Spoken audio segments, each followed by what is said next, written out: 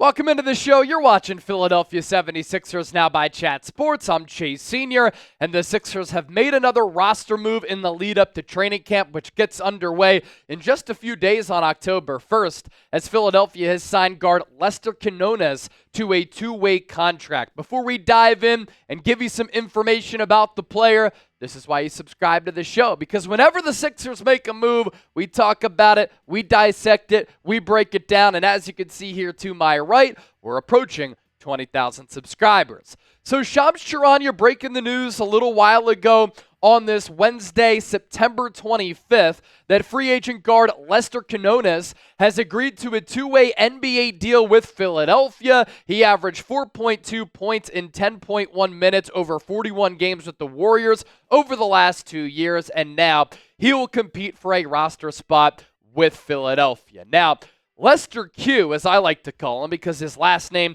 a little bit difficult to pronounce, balled out for the Golden State Warriors during the Summer League 2 years ago. Really impressed me with the shot-making ability and what he was able to do on the offensive end of the floor. And the Sixers have had interest here. Michael Scotto of Hoops Hype reported in July that the 76ers had interest in Quinones, and now he joins the team on a two-way deal. And I know that we talked here on the show about Daryl Morey wanting some roster flexibility with that remaining roster spot. Not sure if that could go to a player like this, or if he still wants that flexibility, or Lester Quinones is going to compete with other players for one of the other roster spots. He was undrafted in the 2022 NBA draft out of Memphis. He has spent time with the Warriors G League squad, as well as at the NBA level, albeit in limited time. And in 2022-2023, coming off of that great Summer League session with Golden State, where he was just pouring it up in the scoring column, he was named the G League Most Improved Player. So there is some ability here to put the biscuit in the basket. His G League stats over the last 2 years in 2022-2023, 17.4 points per game, just under 5 rebounds, little less than 3 assists.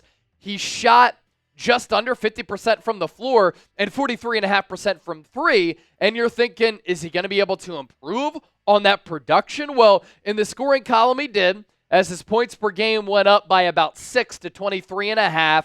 Rebounds per game up to 6.3. The field goal numbers did go down, but that was with more minutes and more shot opportunities with the Santa Cruz Warriors. As for the NBA experience, 4 games with Golden State in 2022-2023, 37 games this past year for Golden State, just not a lot of minutes with those opportunities. So 41 games total at the NBA level, 4 points per game, under 2 boards, under 40% from the field, so that efficiency and some of that scoring ability hasn't necessarily translated from the Summer League to the NBA level or the G League to the NBA level. And then 37% from 3. That's not bad, but obviously when you're shooting only sub 40% from the field, those numbers could be a little bit better. So with that, we pop up today's poll question. Just want to know your reaction to all of this and your one-word reaction specifically to the 76ers making this move. Let me know down in the comment section right now. For me, it's intriguing considering what he was able to do in the Summer League 2 summers ago. He was one of the better players in Las Vegas 2 summers ago because of his ability to score the basketball. And if you could score, usually there's always a place for you at a professional level. He's also still young at 23 years old, some promising shooting ability, good size, 6'5" with a 6'10" wingspan. NBA experience is what he has under his belt too. And he comes to the Sixers with a little bit of pedigree here, a former 4-star recruit. So let's bring on the OG producer, Chip. Your thoughts on this move, as he'll have an opportunity to maybe claim that final roster spot or one of the final roster spots. Yeah, I mean, when it comes to a team like the Sixers and making roster moves in late September, it's pretty solid when you look at, guys you're bringing in on two-way deals. I don't really expect Quinones to make a push for this last roster spot. Sixers are going to keep that open moving into the season. Obviously, they've had interest in him for a little while now. An intriguing player, with his size and length and shooting ability. You know, a player that I think multiple teams would have had interest in who, again, has NBA experience. So it's definitely an intriguing signing. I think he's someone that can start off with the G League team. You know, he'll obviously, on the two-way, be able to play games with the 76ers if they feel a need to bring him up to the active roster for certain games here and there.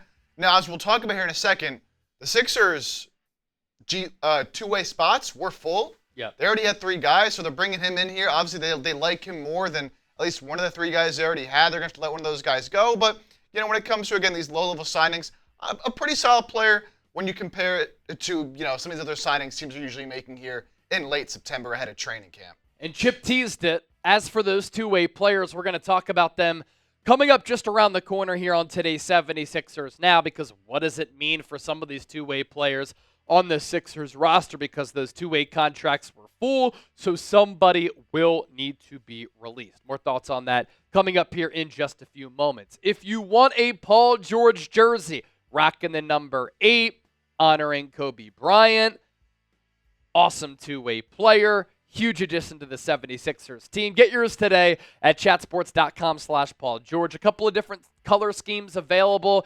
You have the road jersey, the home jersey. Get yours today. And if you're looking for another Sixers jersey, you just have to use that link down below, thanks to our friends at Fanatics, and plenty of Sixers jerseys available if you're looking for a new one to rock for this upcoming season and beyond.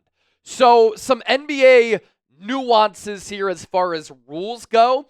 NBA teams can only have 3 two-way players. As Chip alluded to, because he understands the roster so well, the 76ers have 4 two-way players. You have Jeff Dowtin Jr., you have Justin Edwards, David Jones, and now Lester Quinones. So which of these players is going to get let go? It's definitely not going to be Lester Q. If I had my guess, obviously going to be Justin Edwards or David Jones, because I think Jeff Dowtin is safe. Now, will Edwards or Jones be cut? That, I think, is going to be the likely move for Philadelphia here. Justin Edwards, I know that he was a highly touted recruit coming out of high school, and we had some high hopes for him going into the summer league. He didn't really show me all that much. And in college, he was also a little bit limited. The first ever top 3 recruit to go undrafted.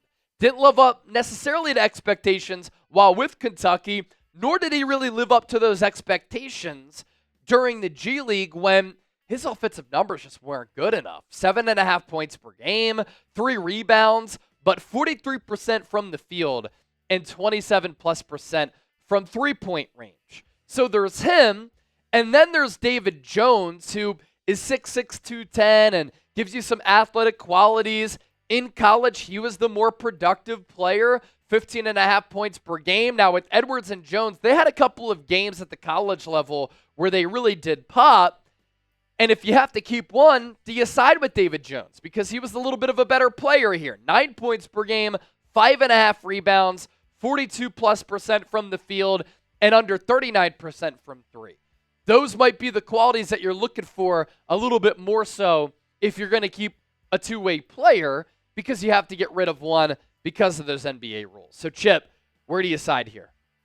Yeah, it's tough. I would love to keep Justin Edwards. You know, the Philly kid, theoretically has high upside, good on the defensive end of the floor, never able to put it together at Kentucky on the offensive end, and looked, you know, okay. But a lot of times in the summer league, when he had the ball in his hands, we would talk about it like, just looked uncomfortable, unnatural, a loose handle, wasn't really able to improve on his three-point shot. I think the Sixers would have, at least I would have liked to keep him around for at least a year, see if you can unlock some of that potential with his athleticism and, you know, what he came into college with, being such a high-level recruit.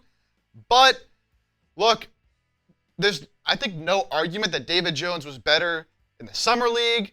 And I think for a contending team, you know, if you need a guy to play spot minutes here and there, I just think David Jones earned it more and showed better things. And he was a more prolific scorer in college, and he showed that in the summer league. So, you know, it sucks to lose a guy like Justin Edwards potentially, especially being from the area. But I think if I had to keep one, just based off what I've seen on the basketball court, I'd probably just go with David Jones. and let go of Justin Edwards. Look, I mean, that's what it comes down to, right? Like, what are these players proving to us when we see them on the floor?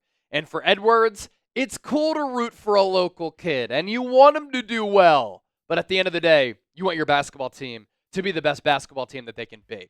So before we hop on out of here, don't forget to hit that subscribe button here on 76ers Now. When they make a move, we talk about it here on the show.